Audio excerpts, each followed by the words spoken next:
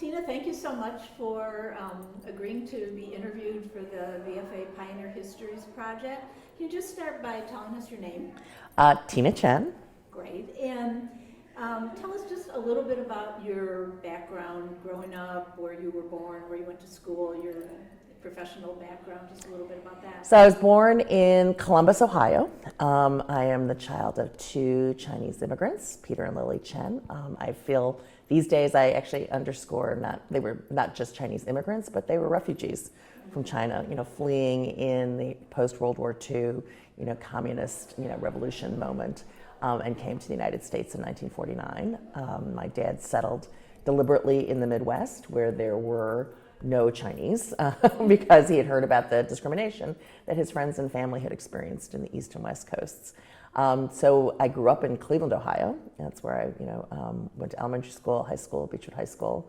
Went to Radcliffe College, at Harvard University for undergrad.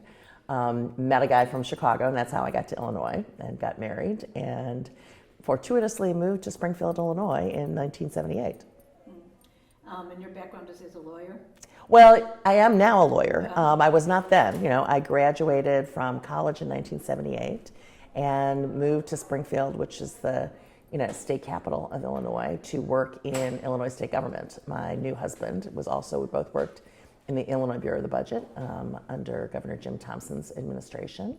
But that 1978 is obviously a pretty key year in the ERA history, and that's why for me it was very fortunate to sort of arrive in Springfield right at that moment in time. I subsequently went on to law school, so after 3 years in Springfield, I then moved to Chicago, went to Northwestern Law School, became a lawyer, practiced law at Skadden Arps, a big law firm headquartered in New York, in their Chicago office for 23 years. Then went to the Obama White House for 8 years, and I'm now back in Chicago at a firm, Buckley LLP, doing a practice focusing on workplace cultural compliance and working on a variety of other issues, including global girls' education and a group called the United States of Women that works for gender equity across the board. Great. What year were you born? 1956. So you are a well-known person for your relationship with the Obamas and the role that you played in the Obama White House, but not everybody knows about your earlier background working in the women's movement and working on the ERA. So can you sort of tell us how you got started in that and talk about maybe some of your most memorable experiences? Oh, yeah. I mean, my time, working on the ERA was incredibly formative, quite frankly, to the rest of my life. And, the career I have had, since then. So I arrived in Springfield in 1978. I had actually, part of my senior thesis, being a sociology major in college, had been on the women's movement, which is my first sort of realizing and reading about the first wave of the women's movement and the women's suffragist movement. And I get to Springfield and was, had come from Cambridge, Massachusetts to Springfield, Illinois, newly married, 22 years old. It feels like you're like in another planet, like figuring out what to do. And I remember somehow figuring out that there were these phone banks that the Springfield Now chapter was running out of the offices of AFSCME in Springfield on the weekends. And I showed up one day to start phone banking, for the ERA. It was right about, we were phone banking for the extension at the time. And that's where I first met Linda Miller, who was at that time Springfield Now president. And we were a very small but hearty group, and I just kept coming back. And eventually, pretty quickly, in those days there weren't that many of us, so you could become an office holder of the Springfield chapter pretty fast. So before too long, I was the vice president of the Springfield chapter, then the president of the Springfield chapter when Linda moved on to become the president of Illinois Now. And that was the moment from 1978 to 1981 when I lived in Springfield that, as I describe it when I talk about this publicly now, Springfield, Illinois was the center of the universe for American feminism, because we were the only northern industrial state that had not ratified the ERA. We were the linchpin in the 4-state national strategy to get 3 states for the final 3 states. And, Ellie Smeal and a whole bunch of people moved to Illinois to make it the national headquarters of this final ratification push. And Springfield was sort of the epicenter as this state capital. So it was a very heady period of time for someone in their early 20s to find themselves in that moment. So it was just fabulous for me to sort of just be immersed in this movement of our lives, to be, really have a front row seat to all of it. We all had our green and white outfits that we would wear. And because I worked in the Capitol building, my day job office was actually in the Capitol building itself. So we would take our lunch hours, several of us in the office who were activists in our off day job hours, would take our lunch breaks and our personal time and go, swap out for the vigil folks that were in the rotunda, or to, participate in whatever particular lobbying efforts were going on that day, to welcome people coming in to town who would be coming in for marches or for organizing. And so it was really a moment that taught me both about feminism, about gender equity, about grassroots organizing, and lobbying, and political work. And all of that was very foundational for the rest of my life, because I continued to stay active in gender equity work. I was very active in Harold Washington's campaign, and then after Harold was elected, several of us, Julie Hamas and Marilyn Katz and a not yet political Jan Schakowsky, formed something called Jackie Grimshaw, called Cook County Democratic Women, that led to women elected leaders like Jan Schakowsky. We encouraged her to run for the first time, and Toni Preckwinkle and others. I helped hire Terry Cosgrove to be the director of Illinois Personal PAC right after, when we really made Personal PAC had a huge vision for really changing Illinois from an anti-choice state to a pro-choice state, which we've now finally succeeded in, many years later. And so, working on women and girls has really become my life's work. When I was first hired to run the outreach office for President Obama, when that job was offered to me, and I was in charge really of outreach to all of the organizations and all of the constituency groups across the country. I said to Valerie Jarrett, that I'd love to do this, but I want to keep the women and girls piece myself, because that has always been my passion and has remained so. How did you get involved with the Obama administration? So because I've stayed, active in progressive politics, my entire career, really having started that, coming out of the ERA campaigns. I got to know the Obamas long enough ago that the three of us can't remember when we first met, but probably, either at or before the time he first ran for the Illinois State Senate, and then was always a supporter of his, always stayed involved. I was on the board of the U of C Medical Center when Mrs. Obama, was the vice president there. I was obviously one part of his early National Finance Committee when he decided to, both when he ran for the U.S. Senate and then when he obviously ran for president. So that's how I had the good fortune, to then be asked to go to the Obama White House, where it was lucky for me. I was able to, not only run the Office of Public Engagement for 2 years and then be Mrs. Obama's chief of staff for 6 years, but the entire 8 years I was the executive director of the White House Council on Women and Girls, where we really ran all of the Obama administration policy around women and girls through, and encouraged every part of the federal government to work on issues concerning women and girls. That's what the council was. Right. It consisted of all the cabinet members, all of the White House policy offices. Valerie Jarrett was the chair. I was the executive director for all 8 years. And again, a lot of that foundational work came from my early days with the Equal Rights Amendment.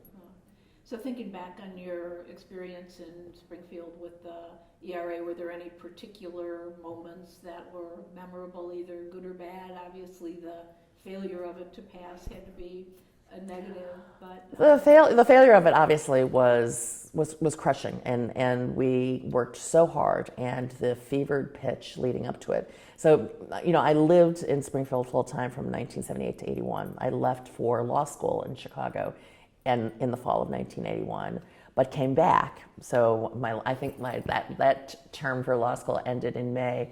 I came back in May to Springfield to help put together things for the last push. So I was the coordinator for the last march we did, and really, for that push. And It was incredible. It's hard to paint the picture now of how much activity there was. We had all these people coming in for the march. We had, Sister Maureen Fiedler and these amazing nuns and Sonia Johnson who had done this hunger strike.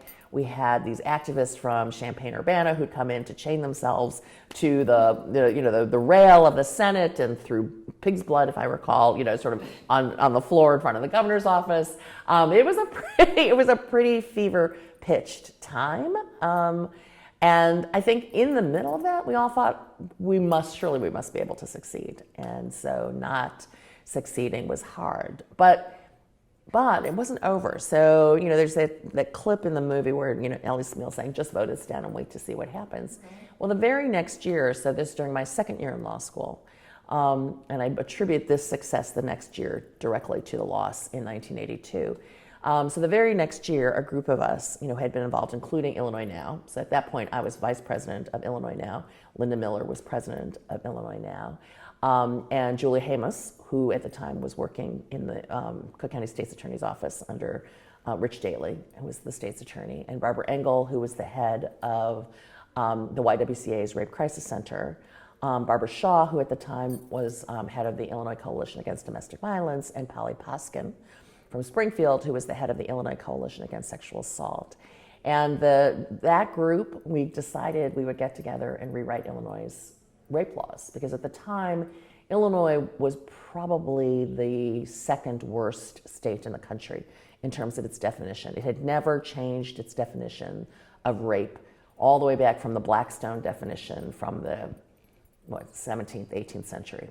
It still said rape was by a man, against a woman, not his wife, by a man over the age of 12, or 13, and by force and against her will, and penetration. So all of these elements, which really don't describe how sexual violence occurs, right? It occurs, within a marriage. It occurs not just by a man against a woman. It occurs not just with penetration crimes. It occurs, not, against her will. The whole notion of consent and having to prove consent. And so we got together, worked with Dawn Clark Netsch, who was our amazing sponsor, to really do this pretty radical transformation and revision in the entirety of Illinois sex crimes, to be more reflective of child rape, to be more reflective, of sexual battery and sexual abuse. And put this pretty comprehensive bill, the Illinois Criminal Sexual Assault Act of 1984, together. And with Dawn's assistance, as our chief sponsor, really went through the process starting in 1983 to get that passed. Wow. And, had some remarkable, I can remember we had some hearings where you could see the legislators saying, so if I'm in an elevator and I'm actually touching someone, is that going to be a battery? Or you could see them spinning on things that maybe they had done in the past, and they're asking us, hypothetically speaking, would this now be a crime? But remarkably, we passed with overwhelming majorities in both the House and the Senate, notwithstanding, including, the marriage piece became a really tricky part, where people really couldn't get their heads around that, and women just use that as a leverage in a divorce. And Pate Phillip at the time was the Republican leader, was particularly outspoken about that. But we nonetheless passed it, and I always thought this was kind of their attempt to get well after having defeated the ERA, was that, okay, we did that, but maybe we can at least do this for women, and women and children, and to protect them.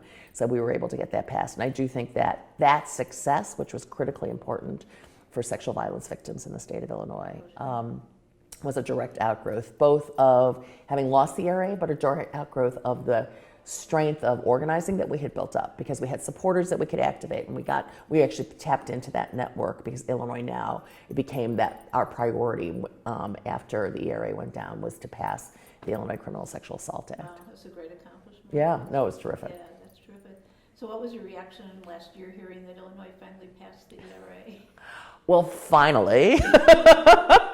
And I talk about that publicly a lot of times, where I say, well, 40 years later, here we are. And I'm glad that we have finally, after 40 years. It does, it's an example of that, arc of the moral universe, bending slowly, but bending towards justice. And I do remember, it brought back a memory of at the time we used to have a lot of, Lawrence Tribe came to town back in the 70s, lots of experts. And I remember, it wasn't Larry Tribe, but it was a different, well-known historian scholar who came to town. And he pulled me aside and he said, this may be hard, he says, but you're on the right side of history and it's going to eventually change. And this is the direction that everything's moving in. And so I think it's a demonstration of that you have to stay at it, you have to stay persistent, and you have to keep pursuing justice. And it may take a while, but it's important to keep after it, and eventually I think that arc does bend towards justice. Right. Talk about a little bit about what you're doing now. So I continuous post Obama White House stayed on a lot of the work that we started there. One important thing that's directly relevant to the ERA history is within the Obama administration, as head of the White House Council on Women and Girls, I experienced this sort of fragmentation that exists in the women's movement. We have incredible groups working on violence against women and on equal education and on women's health care and small entrepreneurship for women and anti-poverty work. And but oftentimes the groups don't talk to each other. Even in the same area, we're not talking to each other. We've lost what we had during the ERA moment, in the late 70s and early 80s, was this gathering of all of the issues and all of the groups working on different threads of gender equity, pulling together and working in the same realm. And they would come to us, and we tried to knit that together in the Obama White House. And post-Obama White House, Valerie and I wanted to make sure that we could continue that. So as a culmination of our work in the Obama administration, we held a large summit in June of 2016 called the United State of Women, where we brought activists from all of these areas together, over 5,000 people in Washington, D.C. And we kept that brand outside the federal government, so it is a 501c3 at Civic Nation. And we have continued that work of bringing all of the organizations that work on gender equity issues together, and to bring them and link them together with local activists, because we also think it's important to shine a light and provide resources and a voice to women who are doing things and doing after school programs in their basements for kids, and are trying, little Marley Diaz, who is as a 12-year-old putting together books around African American girls to distribute those, so that girls can see themselves in the books that they're reading, and really bring those people together. And so we're continuing that work. We hold local galvanized summits around the country. The first was here in Chicago in July of 2017. We held our next, the second summit last year in 2018 in Los Angeles, with this time, over 8,000 activists from across the country, and we'll do it again next year. We have ambassadors now in almost all 50 states doing that active work. So United State of Women, is kind of a place to bring back that everyone working together, all of the organizations working for gender equity coming together. I'm continuing to work with Mrs. Obama on the Girls Opportunity Alliance, which is our effort inside the Obama Foundation to help support adolescent girls' education around the world, because we have 98 million adolescent girls around the world right now who are not in school, and I believe they're not in school because adolescent girls, as they grow and become women, they are subject to all of the gender discrimination that women are, and they're seen as more valuable as child brides or as free labor to their families instead of educated. And yet we know that the fastest way to solve, quite frankly, the world's development ills is to educate women, and to empower them. So I've continued that work. And then finally, my day job, working on workplace cultural compliance to really make workplaces better for people of all kinds, is directly related to my work with Time's Up. So I'm one of the co-founders of the Time's Up Legal Defense Fund, that came out of, in the wake of the Harvey Weinstein stories. The women of Hollywood really wanted to do something to, knowing that they were women of privilege, to use that position to actually help all women, especially low-income women who might be suffering from sexual harassment. So we put together the Times of Legal Defense Fund that is housed at the National Women's Law Center in Washington, D.C. And is really intended to be a place where if you've been a victim of sexual harassment, you can call there, and get linked up to both legal resources and public relations resources if you need them to assist you. We've raised over $25 million. We've had nearly 800 lawyers volunteer their time.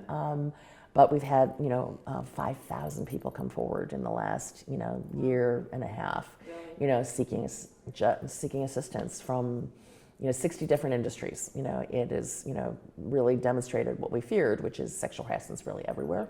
It's happening at all levels, of companies, all kinds of workplaces, not just in the for-profit business, but in the not-for-profit business, in governments. And I'm really proud of the work that the Times of Legal Defense Fund is doing. That's fantastic. You're amazing. I was struck this morning by the comments you made about how second wave women could work with the third wave women. Do you want to just elaborate? Yeah, no, I mean, I think the question this morning was how do you pass the baton, right, from the second wave to the new wave to the third wave, and what I've had the good fortune to do, having worked in the Obama campaigns, both our 08 campaign and our 12 campaign, and now and in the 16 campaign, and then through the Obama White House, and what our Obama alums are all doing in different campaigns, and what we've done in the United States of Women, which is really run by millennial women. Valerie and I advise them, but it's really an organization driven by and run by millennial women. Is that there's an amazing group of third generation women who are doing incredible work. They actually came of age during the Obama years, and so they have a very optimistic view of the world and are working hard, to achieve that, even in the challenging times that we're in. And, they are forming organizations, like She Should Run and like The Arena. They are running for office themselves, like Lauren Underwood, and a whole series of incredible young women who are running for office at all levels, state and local. Buffy Wicks, who's one of my former staffers, who's a state legislator now in California. And we have that opportunity to support them. So the way you pass the baton, I think, is we need to support them. We need to be out there, being now, once again, the people who are taking orders from them to go, where do you want me to go knock on doors? What phone calls should I be making? And supporting them and helping them now that we've both accumulated the knowledge we have, the context that we have, the resources, and put those contexts and resources, to help support these young women who themselves, and men who themselves, are trying to bring about a progressive vision for the country, and are, I think, doing some incredible things. And I think that's the best way for us to continue sort of the legacy of what we started in the 70s and 80s around the Equal Rights Amendment. But that is the way to sort of achieve that overall vision. Because the Equal Rights Amendment, I mean, the beauty of it is because it's so encompassing. And it really does, I think, in a single sentence, portray a vision of what we want the world to be, right? And the value that we want it to hold. And so that's not just about passage of the Equal Rights Amendment. It's about so many of the other things that are in that. It's about healthcare. It's about protecting abortion rights. It's about protecting immigrants and DACA and our dreamers. It's about making sure that we're fighting against detention centers at the border.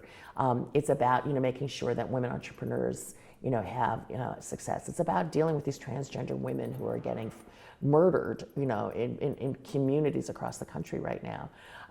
And all of that is under what we were fighting for 40 years ago, this umbrella and vision of equal rights for all. Right. Fabulous. Anything that we haven't covered that you think is important for history to record about your activism? Well, I want to acknowledge one person, through all of that, who, we talked a little bit about this morning, but who, I got to know her in the 70s, and then I didn't see her again until I landed, in Washington, D.C., back, in my job in the Obama White House, and that's Eleanor Smeal.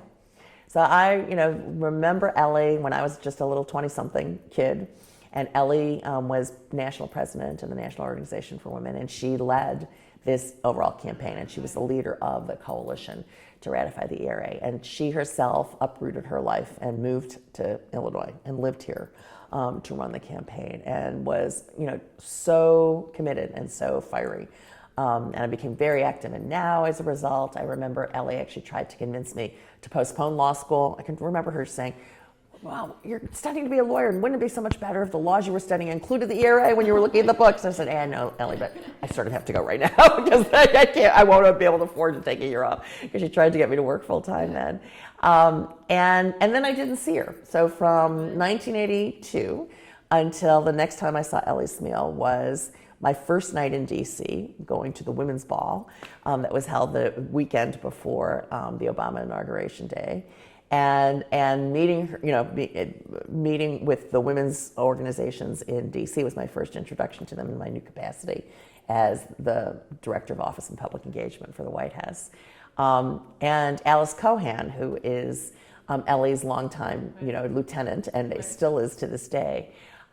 We are standing in the buffet line, and I said, "Alice," I said, "don't you remember me?" And she looks at me and she says, "Oh, you are that Tina Tchen." And I said, "Yeah." She says, "Well, Ellie and I have been debating since you were announced.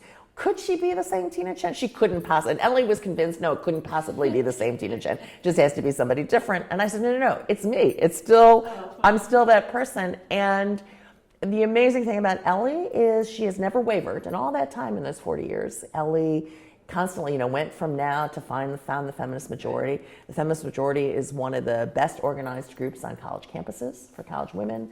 It's been the group that's been most outspoken for Afghan women. Ellie's really, she was at the forefront of the Violence Against Women Act. Vice President Biden credits her with that all the time whenever he sees her in the audience. And, Ellie has just been that constant throughout, and she remains that voice to this day. And I got to see that firsthand during the 8 years I was in Washington. And she's very much, whenever she and I would be in the same room and I would be speaking, I would introduce Ellie and say, she's really the person that taught me all these issues, because she was. I mean, Ellie Smeal is the person, taught me about grassroots organizing, taught me about coalition building in the women's movement, taught me about feminism. So I really do want to, as we're thinking about the ERA, it's hard to think about that ratification movement without acknowledging, the leadership that Ellie provided us then and that she continues to provide today. Fantastic. Tina Tchen, thank you so much for a wonderful interview. We really appreciate it. Oh, my pleasure. My pleasure.